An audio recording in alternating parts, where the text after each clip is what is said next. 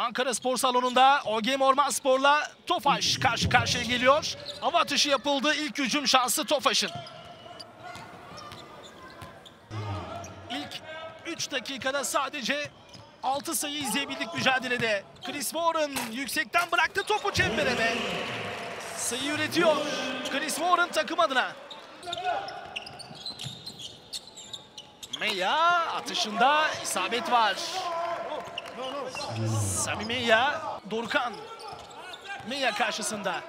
Son 4 saniye hücum süresinin sona ermesi için el üzerinden üst sayılık atış isabetli oluyor. OGM Ormanspor'dan 2 isabetli üçlük. Klof karşısındaydı. Muhsin'in perdelemesi iyi bir ikili oyun ve Muhsin smaçla tamamladı pozisyonu. İndirdi topu. Kikanovic smaca doğru yönelirken Berkan'ın müdahalesi geldi. Hücumu devam ediyor OGM Ormanspor'un. Kikanovic yerde kalmıştı. Bu hücumdan boş döndü OGM Ormanspor ve ikinci şansı değerlendiriyor Muhsin Yaşar. Son 4 saniye hücum süresinin sona ermesi için Muhammed Mustafa zor pozisyonda topu çembere göndermeyi başardı. Kaybetmedi topu. Orada Charles Kloff'tan müthiş bir savunma. Charles Kloff turnikeye doğru gidiyor ve smaçla tamamlıyor. Charles Kloff kazandı. Tarık Filip dışarı çevirdi. Barış Ermiş el üzerinden 3 sayılık atış. Barış'tan 3 sayı geliyor Tofaş adına. 10 sayı farklı önde Tofaş. OGM Ormanspor karşısında Tarık Filip. Onun 3 sayılık atışı isabeti buluyor Tarık Filip. 45 yapıyor durumu. Tarık Filip, Devin Williams topu kazanma mücadelesi. Charles Kloff müthiş bir mücadele ortaya koydu orada. Cevher Özer bu hücumdan boş dönmüştü. Tofaş ve Kikanovic smacı vuruyor. 47-53 fark 6 sayı. Berk topu kazandı. Berk Uğurlu gidiyor. Berk Uğurlu turnikeyi bırakıyor. Bu farkı daha da eritebilecek mi OGM Ormanspor? Bu hücumunda. Charles Kloff. Kloff topu çembere bırakıyor. 51-55. Cevher, Kikanovic, Luka Babic.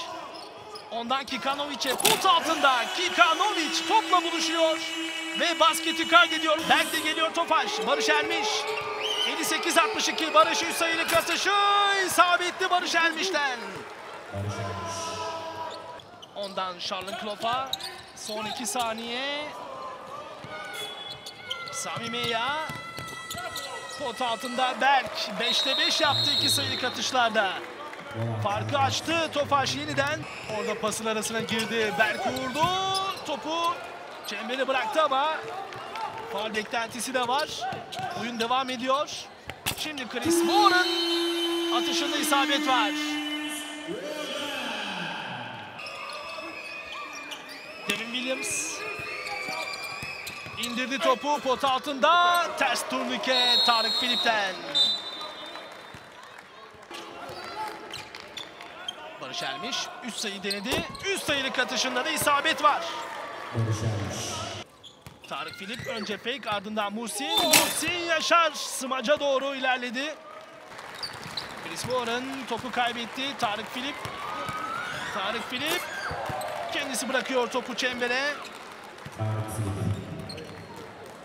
Ve değerli izleyenler, Ankara Spor Salonu'nda maç sona eriyor. İMG Basketbol Süper Lig'in 12. haftasında Tofaş deplasmanda OGM Ormanspor'u 94-76 mağlup ediyor.